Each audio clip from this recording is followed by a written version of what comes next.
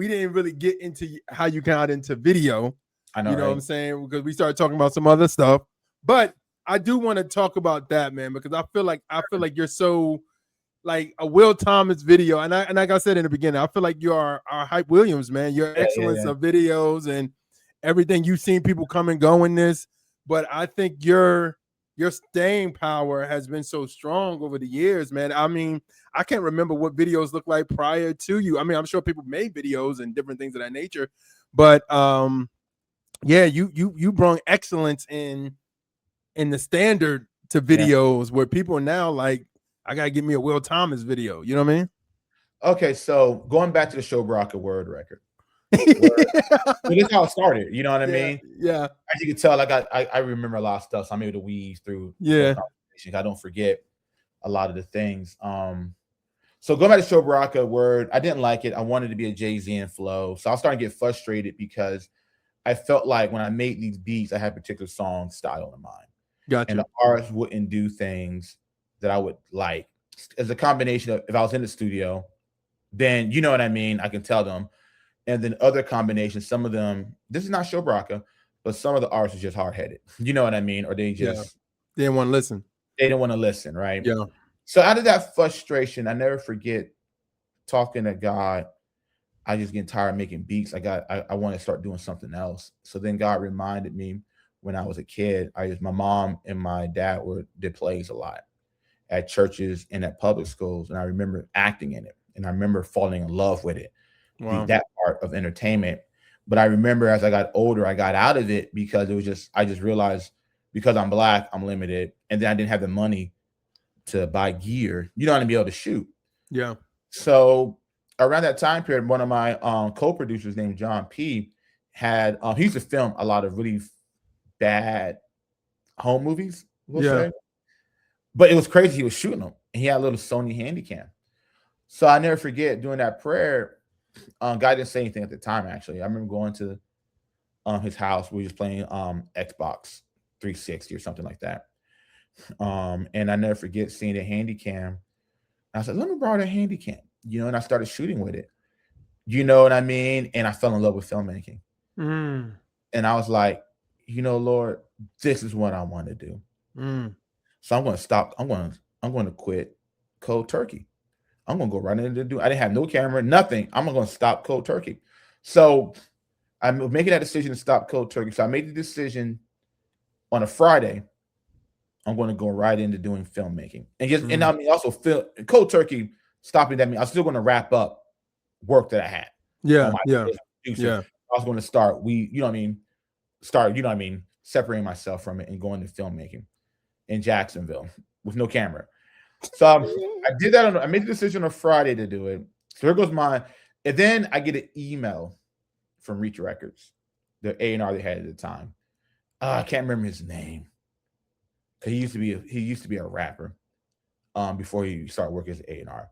So anyway, he hits me up from a Reach Records email address, and he's like, "Yo, we want to see if you can submit some tracks for a record that we have coming out for Lecrae called Rebel. You submit, you know what I mean?" And I was in contact with K-Drama. K-Drama's like, they pay real good. You know what I mean? We're gonna show Baraka. Because he got money. Man, I remember doing that 2 or 3 tracks I did for Show Baraka. I made like $7,000 or $8,000. Wow. Show Baraka. And no offense, Show Baraka, he was nowhere close to the highest selling artists they had on their label. You know what I'm saying? Yeah. So I was making that kind of bread from Show Baraka for like 2 or 3 tracks.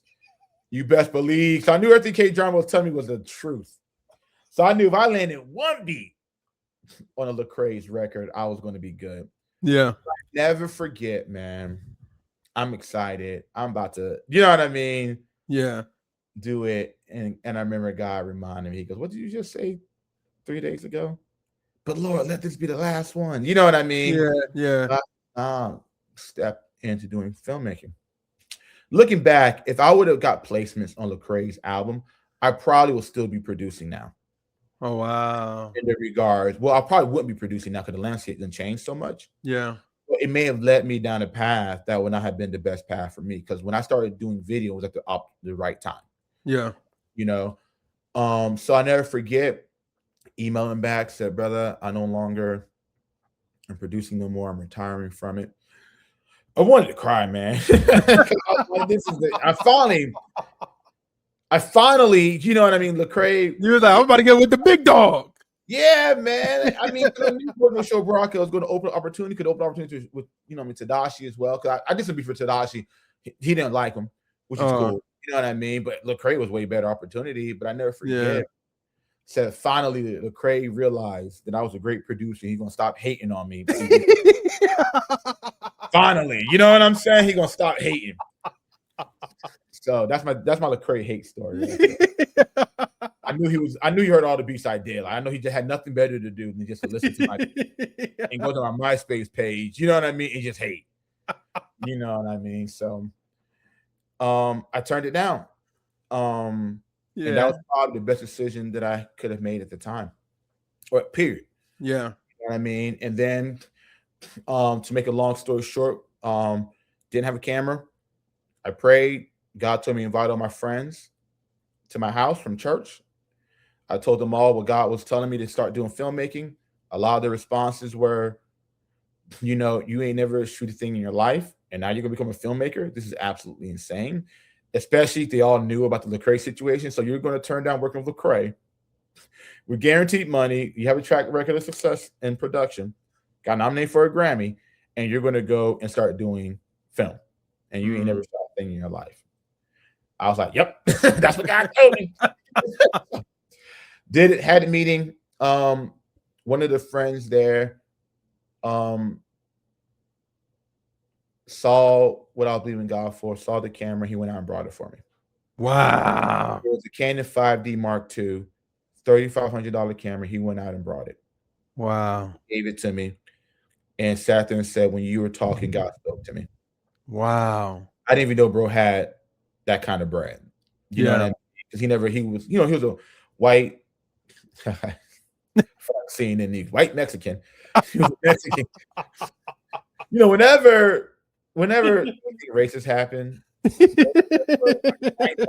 a white Spanish person, like, what is that? Like, I never heard of that before. But you know what I mean? He was a Mexican guy, great guy from church, and he brought it for me. And then I just did the same thing I did when I did beats. I had up all the arts that I had until I was doing video.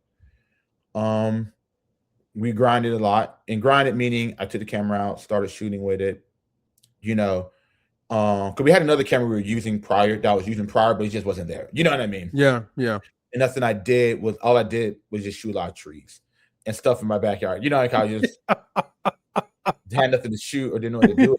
Did that and got the camera, went out and shot with it, came back to the house. It looked like other garbage, the 5D Mark II. So I realized I sucked. So I had to spend time, to learn. Yeah. And I never forget. You know what I mean? By the time I did my third music video, so we did one called Second Thief.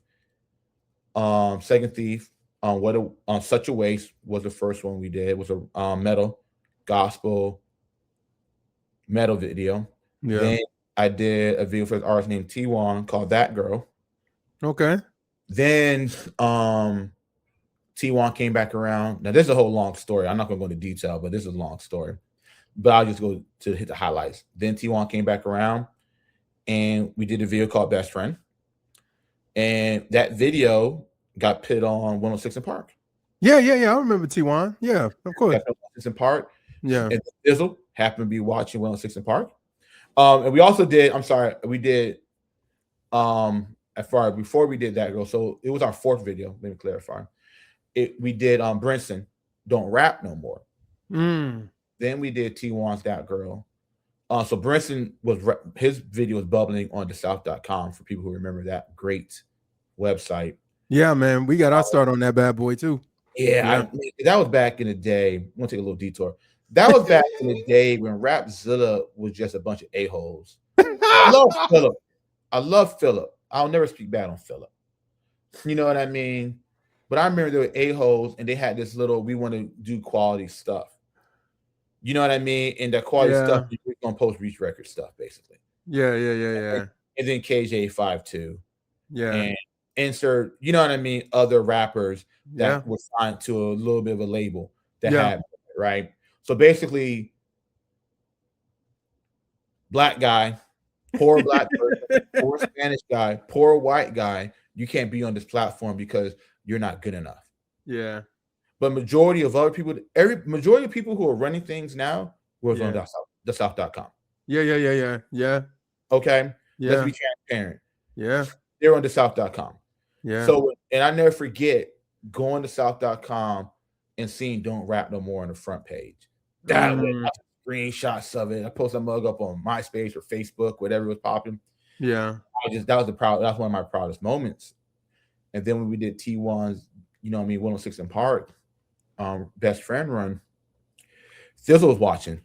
And then Thi'sl said, "Oh, is it the same dude? Space Cherry Films? Is that the same?" Yeah. Experiences film. He went and verified it. And then he got my number from somebody. And then I was doing videos with Thi'sl. I Hate Your Crack. And then that opened me up to Flame. That opened me up, you know what I mean, to Truth. Yeah. Basically, that was my open door, because at that time I was on BET once in the park before Lecrae, before Reach.